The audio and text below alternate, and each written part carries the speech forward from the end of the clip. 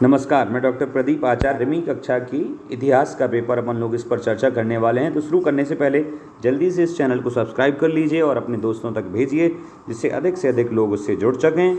और साथ ही साथ इस चैनल पर आपको बेहतरीन टीचर्स और अन्य विषयों पर टूर्नामेंट के संबंध में, जॉब्स के संबंध में वीडियोज़ मिलती रहेंगी, तो इस चैनल से जुड़े रहिए।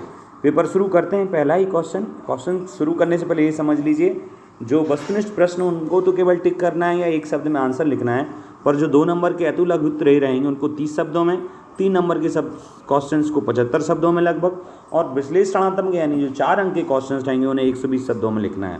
पहला ही क्वेश्चन, ये एक मॉडल पेपर है जिसे हम करने वाले हैं। पहला ही क्वेश्चन क्या दिया गया है, जो 6 अंक के 6 वस्तुनिष्ठ हैं। विश्व में शहरी जीवन की शुरुआत सबसे पहले कहाँ हुई थी?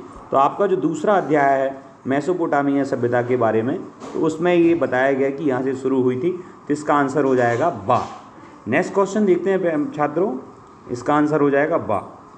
उसके बाद आया मेसोपोटामिया सभ्यता का विकास कहाँ हुआ था? तो 2 नदियों के बीच में हुआ था, तो दजला और फरात नदी घाटी में इसका विकास हुआ था। दोनों नदियों के बीच में जो घाटी है वहाँ पर इस मेसोपोटामिया सभ्यता का विकास हुआ था। ये ईरान क्षेत्र में आती है। रोमन साम्राज्य के लोगों की भाषा क्या थी? रोमन साम्राज्य, ध्यान रखना है, तो रोमन साम्राज्य के लोगों की भाषा क्या थी? यूनानी थी या फिर लातिनी थी या फिर ये दोनों थी या इनमें से कोई नहीं? तो ये दोनों थी, यूनानी और लातिनी दोनों। तो एक साथ कैसे लगाएंगे? यहाँ पर आ और वाई ऑप्शन दिया है, तो इसको लगाएंगे। पेपाइस क्या है? तो पेपाइस एक पौधा है जिससे लिखाई का काम होता था, तो इसका आंसर होगा पौधा। अगला क्वेश्चन है, यायावर साम्राज्य किस महाद्वीप तक विकसित था? पहले तो यायावर साम्राज्य समझिए घुमक्कड़ टाइप का साम्राज्य है, जो यहाँ से वहाँ जाना इनका काम था। तो यायावर साम्राज्य यूरोप महाद्वीप में था या एशिया में था या दोनों में था या कोई नहीं? तो ये यूरोप महाद्वीप में भी था और एशिया में भी, संपूर्ण एशिया में भी नहीं था और संपूर्ण यूरोप में भी नहीं था, दोनों में था। मगर अगला क्वेश्चन है, रोमन साम्राज्य में किस शासक के काल को शांति के लिए याद किया जाता है? अलग अलग शासक हुए हैं, पर रोमन साम्राज्य का वह कौन सा शासक है, ये ईस्वी पूर्व की बात है, तो उसका शासन शांति के लिए याद किया जाता है, तो वो थे ऑगस्टस। नाम इसका ऑगस्ट कुछ और था, पर इनका जब राजा बने तो ऑगस्टस के नाम से जाने जाने लगे। अब आपको रिक्त स्थान भरना है, चुन करके ही भरना है। हम्मुराबी खालिस्तान का प्रसिद्ध शासक था। कहाँ का ये प्रसिद्ध शासक था? तो मेसोपोटामिया के अंतर्गत ही बेबीलोनिया जो एरिया था उसी का ही राजा था हम्मुराबी, प्रसिद्ध शासक वहीं का था। मेसोपोटामिया की सभ्यता वर्तमान में किस गणराज्य में आती है? ये वर्तमान में जो लगभग 1800-1900 ईस्वी में इसको खोजा गया था, 1900 ईस्वी में। तो ये सभ्यता है कहाँ वर्तमान में? तो ये ईरान गणराज्य में आती है। अगला क्वेश्चन देखते हैं, रोमन साम्राज्य में प्रचलित चांदी के सिक्कों को कहा जाता है? तो चांदी के सिक्कों को दीनारियस, दीनार होती है ना, तो दीनारियस चांदी के सिक्कों को, और साथ ही सोने के सिक्कों को अलग कहा जाता है। अगला, खालिस्तान को रोमराज साम्राज्य का हृदय कहा जाता है? तो ये है भूमध्य सागर जो है, इसको रोमराज साम्राज्य का हृदय, रोमन साम्राज्य का हृदय, ये ऑप्शन में भी आया, तो ये इसका आंसर हो जाएगा। अगला क्वेश्चन है, अब जैसे चंगेज खान के पिता खालिस्तान कबीले के मुखिया थे, ये क्वेश्चन है, आप करिएगा। चंगेज खान के पिता का नाम, बिल्कुल सरल क्वेश्चन है, आप पुस्तक में देखेंगे मिल जाएंगे। चंगेज खान के जो 4 पुत्र थे, तो उन्होंने अपने तीसरे पुत्र को सैन्य साम्राज्य का उत्तराधिकारी भी घोषित किया था। सैन्य टुकड़ियों का गठन किया था, उनको क्या कहा जाता है? सोना रसादी जो उन्होंने काम किए थे। अगला जैसे प्रश्न है, सही जोड़ियाँ बनाने का है, तो सही जोड़ियाँ मिलाइए। हम्मुराबी की जोड़ियाँ किससे मिलेगी? हम्मुराबी एक राजा था, कहाँ का राजा था? बेबीलोनिया का। मेसोपोटामिया में किसकी जोड़ी बनेगी? प्राचीन भाषा नहीं है, विशाल मंदिर। मेसोपोटामिया की सभ्यता में एकल परिवार को मुख्यता दी गई है, इसलिए इसकी जोड़ी बनेगी। जिगुरात क्या है? ये एक मंदिर टाइप का मंदिर का नाम ही है, और विशाल मंदिर है, तो इसकी जोड़ी जिगुरात की विशाल मंदिर से बनेगी। सुमेरियन क्या है? सुमेरियन एक लैंग्वेज का नाम है, जो प्राचीन भाषा से बनेगी, इसकी जोड़ी।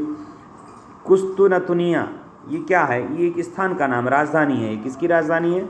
रोमन साम्राज्य की राजधानी है। सीनेट ये एक धनी लोगों का समूह होता था, जो एक तरह से शासन करते थे, खुद तो लड़ने नहीं जाते थे, पर इनके बनाए हुए नियमों के आधार पर शासन होता था। तो सीनेट ये धनी वर्गों का समूह था। अगला एक वाक्य में आपको उत्तर देना है, जैसे सैलिड्स किसे कहा जाता है? सैलिड्स किसे कहा जाता है? तो ये आपको बताना है। ये ही सोने के सिक्के। मेसोपोटामिया की सभ्यता में लेखन की सभ्यता का विकास किस राजा के समय हुआ था? तो एन मार्कस के समय में लेखन की सभ्यता, मार्क करने का, याद ऐसे रख लीजिए आप, मार्क करना यानी लिखना। तो एन मार्कस के समय में लेखन सभ्यता का विकास हुआ था। इन्नाना किसकी देवी थी? ये इन्नाना एक देवी का नाम है और ये युद्ध और प्रेम की देवी थी। कांसा किन धातु, ये तो साइंस से भी संबंधित क्वेश्चन है तो आप करिएगा। तरल पदार्थ की धुलाई में, ये धुलाई है जिसमें की जाती है तो इसको क्या कहा जाता था? तो एम्पोटस, यानी जैसे अभी डिब्बों में हम कुछ ले जाते हैं पानी आदि को, तो उस समय रोमन साम्राज्य में तरल पदार्थ को किससे धोया जाता था? इसके बाद है चीन की दीवार के निर्माण का मुख्य कारण क्या था? जो बहुत लंबी दीवार बनी चीन की, उसमें ये था कि जो यायावर थे और मंगोल थे, मंगोलियाई, ये चीन पर आक्रमण करते थे और वहाँ घुसते थे, घुसपैठिया करते थे, तो उससे बहुत दिक्कत होती थी, तो चीन ने दीवार बनाई थी। यानी मंगोल और यायावर साम्राज्य से सुरक्षा के कारण दीवार बनाई गई। चंगेज खान के पुत्र ओगोदेई, उसका कौन सा पुत्र जो उत्तराधिकार बनाया? तो ओगोदेई तीसरा पुत्र था जिसे चंगेज खान ने अपना उत्तराधिकारी घोषित किया था। अब आपको सही गलत बताना है। सही गलत में जैसे उसक नगर, ये उसक नगर का नाम है, ये मेसोपोटामिया का एक मंदिर है, बिल्कुल सही है। रोमन साम्राज्य में वास्तविक सत्ता सीनेट के हाथों में थी, ये भी बिल्कुल सही है। रोमन साम्राज्य में सैनिकों को न्यूनतम 25 वर्ष तक सेवा देनी होती थी, ये भी बिल्कुल सही है। बर्बर शब्द यूनानी बारबोरस से बना है, सही है। मंगोल चीन के लिए, मंगोल जाति या मंगोलिया जो देश है उसमें मंगोल लोग रहते थे, वो चीन के लिए एक समस्या थे, बिल्कुल सही है।